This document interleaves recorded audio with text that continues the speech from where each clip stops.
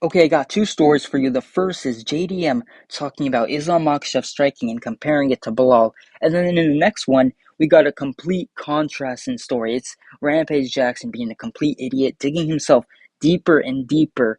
And really, I mean, yeah, I'll get to Rampage, but first let's just talk about JDM.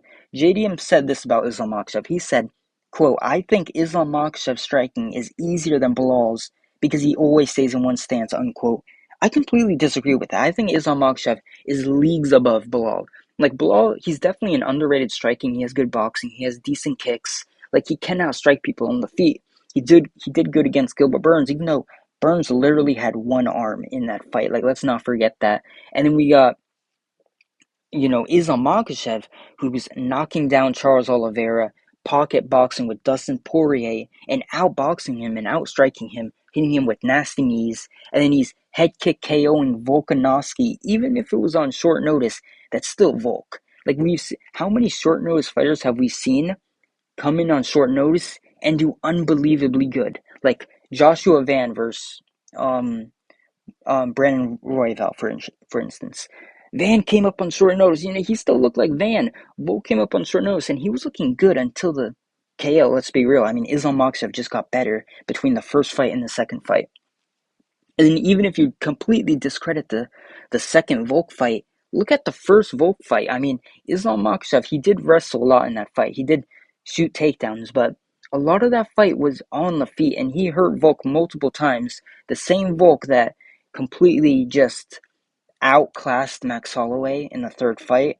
Like Islam Makhachev is a really, really good striker. I think he's a better striker than he is a grappler. Like he has looked more impressive on the feet than on the ground.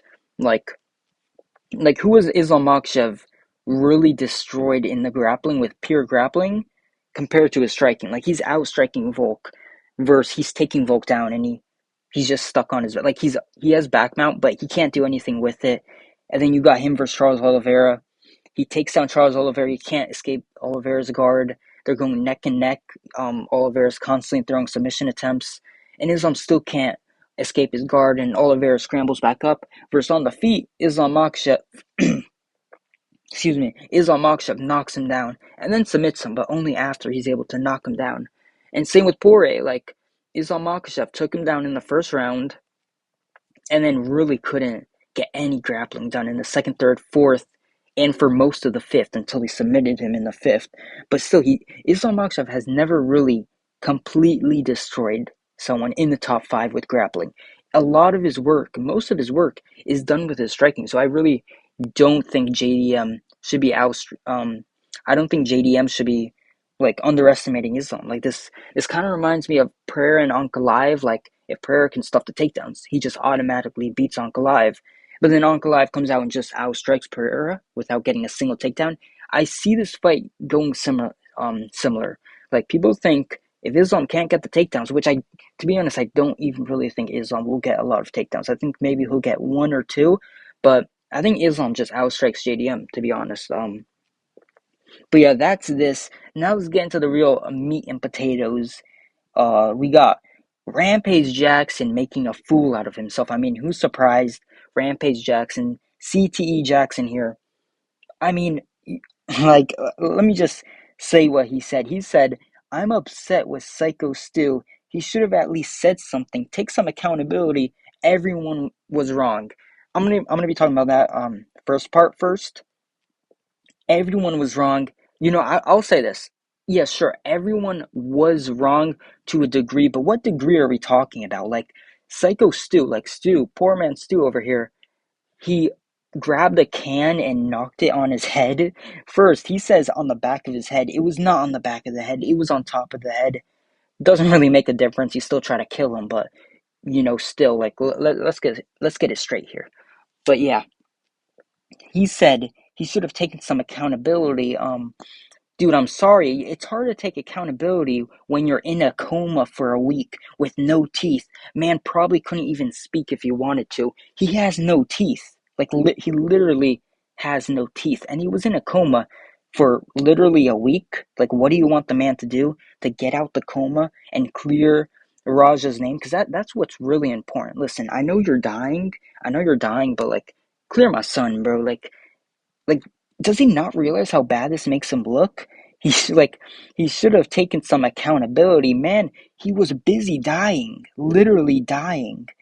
And he still, I mean, it wouldn't be surprised if he dies because of this, even though I don't know why I'm left, but it really wouldn't be surprised if he somehow dies because of all the complications that he has. I mean, you can look at the injury list.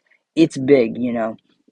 I'm not gonna say it anyways. I was gonna make a joke, but But none of this shit ever would have happened if Syko Stu never hit my son on the back of the head with a fucking can. That is ridiculous to me because it's like, dude, my son wouldn't have murdered you if you just didn't like hit him with a prop can. It's like, really, that is not a defense in court. Imagine bumping into someone, even imagine you bump into someone on purpose on the street, they fall down, like let's say they scrape their knee a little, and then they get up and stab you 10 times. You're not able to say, oh, well, he did it first. Like, he messed with me first.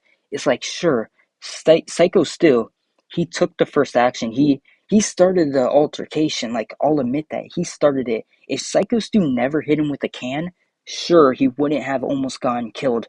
But same with that example of bumping into someone on the street. If you bump into someone on the street first, they don't have the right to kill you. Like, even if you did the first action, that does not warrant the second reaction.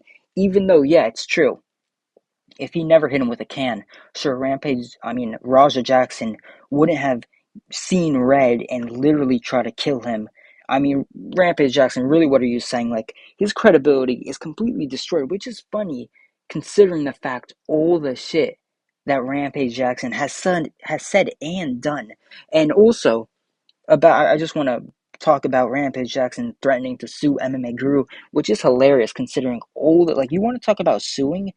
How many girls have you sexually harassed? Like at least 100. Let's be real. And I'm not talking about just on camera, off camera. You want to talk about lawsuits?